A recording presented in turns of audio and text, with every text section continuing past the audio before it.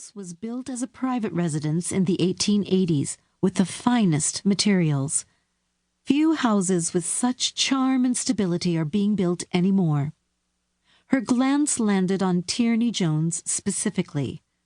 This is just one of the reasons it should be preserved.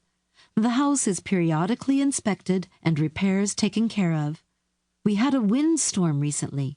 She looked up, nodding with her chin. The loose shingle and other repairs to the roof will be seen to soon. She saw no reason to mention that the late owner, Otis Peake, had died in an unfortunate tumble from the roof.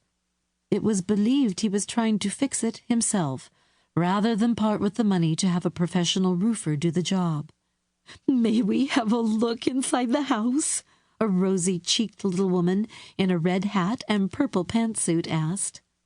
The lady's friend, holding her own red hat to allow a warm breeze to rifle her gray hair, asked, "My goodness, can we see the bed where Clark Gable slept? When I was a lot younger, he was my favorite actor. I don't know how many times I saw Gone with the Wind, but my husband, bless his soul, claimed it was too many." She grinned, jealous, I guess, of that good-looking Clark Gable. The smaller of the two women swatted at her fellow red hatter. "My husband had a mustache like Gable's. I had high hopes, but that's as far as the resemblance went." Celia laughed with the others. "I'm sorry, we can't go inside today. Normally the tour would include tea and cookies provided by the owner." She sobered. But recently he passed away. Otis Peake, the crotchety old miser, should never have been on the roof in the first place. She told her group, an out-of-state relative who inherited Gable House asked that it be sold, after a bit of cleaning and repair. But there's nothing seriously wrong with this sweet old house. And if Pass Creek's Heritage Club had their way, they would be buying Gable House as soon as enough funds could be raised. The house would be open soon to prospective buyers, would it not? Celia didn't want to answer, hated the shrewd expression on the Jones woman's face as she surveyed the mansion. Celia told her, "I believe Flag Realty will be showing it." She hurried on to add a bald-faced lie. "However, the property is already spoken for and may be unavailable." Darn this Mrs. Jones woman, who appeared well off enough to buy Gable House 3 times over if she wanted. If she did buy it, would she then fulfill her suggestion that it be destroyed? Or was that just an offhand, meaningless remark, and Celia needed to calm her overactive imagination? Swallowing against a dry throat, Celia said, "Gable House is a superb example of this version of Queen Anne Victorian architecture.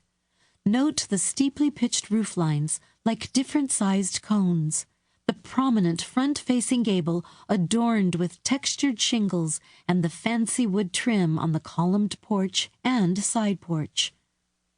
Minutes later, she led the group along the stone paths that bounded and crisscrossed the spacious estate. Now, in late May, red azalea and pink rhododendron bushes bloomed profusely on the grounds.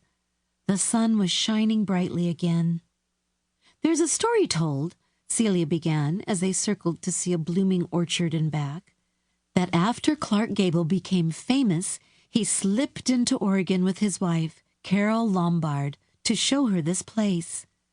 They were here for only a couple of days, but they slept in the master bedroom and breakfasted on the side porch behind the rose trellis you see there. He picked roses for her in the rose gardens that were planted by the original owner, Hannah Blake, decades ago." A red hatter knuckled at moisture in her eyes. "How romantic! A fairy tale place!"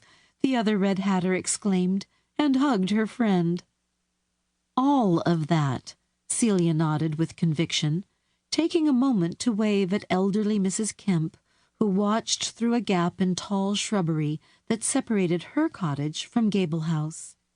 She was a dear old soul, one of Pass Creek's... To keep listening to this audiobook, I've left you a link in the description so you can do it, at no cost thanks to Audible's 30-day free trial.